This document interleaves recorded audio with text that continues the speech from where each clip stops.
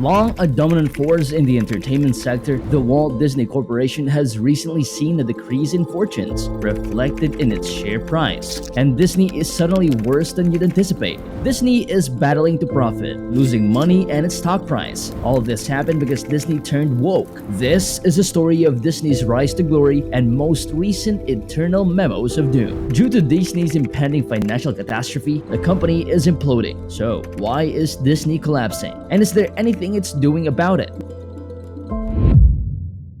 In 1453, Mehmed the Conqueror set out to capture Constantinople, a feat that any other Ottoman Sultan had never accomplished. The city that served as the capital of Byzantine Empire was besieged on several occasions, but the only time Christians successfully captured it was in 1204 during the Fourth Crusade. The Turks threw everything at the city for many days, but the well-defended walls held strong. However, a peculiar conversation was taking place within the emperor's city simultaneously. Byzantine senators and philosophers were more concerned with fighting vehemently over the sexual orientation of angels than they were with figuring out how to strengthen their defenses and protect the public. A few days later, the city's fortifications were overcome and everyone was killed, effectively ending the Roman Empire's remnants. Whether or not it is apocryphal, it is a great illustration of the bad repercussions that might result from focusing on irrelevant particulars, and it serves as such an example here. In this particular scenario, the downfall of the empire with the longest documented existence. And now, Disney best captures a fading contemporary empire after all. The animation business that was initially founded when two brothers sold a short live-action cartoon for $1,500 is now a worldwide enterprise that has evolved out of the animation studio that was initially established. It has accomplished this by firmly squeezing the entertainment sector between its fingers. At this age, the Walt Disney Company is unquestionably the greatest and most successful illustration of the business tactic known as vertical integration. To put it in another way, they have fully monopolized the supply chain. As a consequence of this, they have direct ownership of the companies that are responsible for producing all of their film and television programs. And then, Disney will sell and distribute it globally before broadcasting it on linked networks such as ABC. The Blu-ray discs and DVDs that Walt Disney Studios Home Entertainment produces are routinely distributed to the various Disney retail outlets across Walt Disney Studios Home Entertainment producers the world. Merchandise is often available for purchase in Disney's several hotels and theme parks. Yet in the world of pretend, things are not going according to plan. Recently, the stock price has been more like a ride on a roller coaster than one of the attractions of its own theme park. From an all-time high of almost $200 per share in March 2021 to $110 in early 2023, Disney's share price has declined by 50% over the previous 2 years. In the final 3 months of 2022, it dropped to a level that had not been witnessed in the previous 7 years, and it finished the year at a price of just $86 per share. The decreased degree of investor confidence in the company is reflected in the low valuation that was assigned to it, and obviously, you are wondering why. Well, actually, Disney has been operating at a loss for a considerable amount of time. It makes sense, from a monetary point of view, to make the decision to spend a lot of money buying up any studio that is even remotely possible, as well as any intellectual property that is easily available, and then to combine these entities into some kind of massive corporate monopoly. The company made a lot of money from its first investment in Marvel,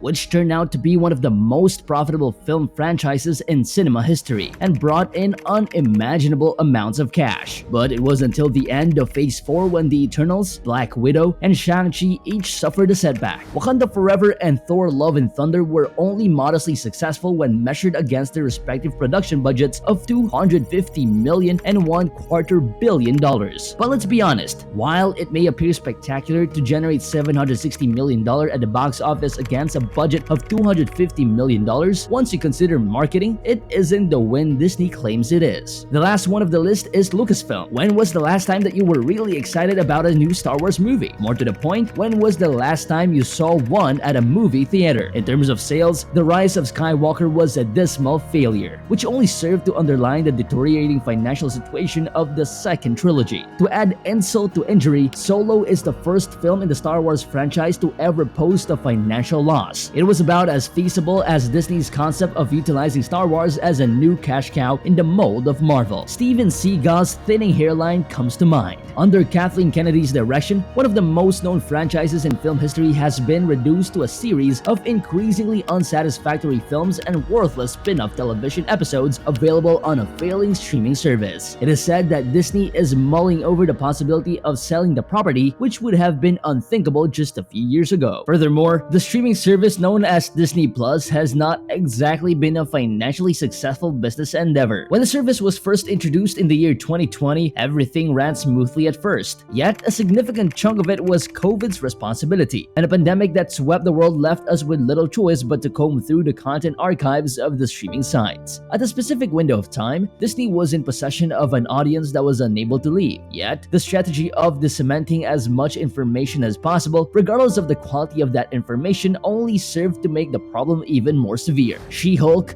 Ms. Marvel, and Hawkeye did even more harm to the brand, and the membership fee did not cover the cost of production, which was a significant financial burden. And by this time, Disney's prior year's deficit stood at $4 billion. A loss of that scale is not something that many firms, much less one as large as Disney, can maintain for an extended period. The amusement parks were affected similarly. They were shut down for the better part of 2020. Yet, just as visitors were beginning to return, they made the decision to quarrel with Ron DeSantis about legislation that had nothing to do with them in any way. Due to the resorts losing their unique tax-exempt status, their day-to-day operating expenses have increased, as have the rates at the front gate. When you first start becoming involved in politics, you immediately put yourself in danger of ostracizing some incredibly powerful people. You split your audience as well. If you take a stand on an issue that is being hotly debated, you may expect the other side to look down on you. As soon as Bob Chapek came over as CEO, he did his best to avoid becoming involved in the ongoing cultural dispute and to ensure that the company maintained its political neutrality. Social justice campaigners working secretly for Disney rapidly changed his position.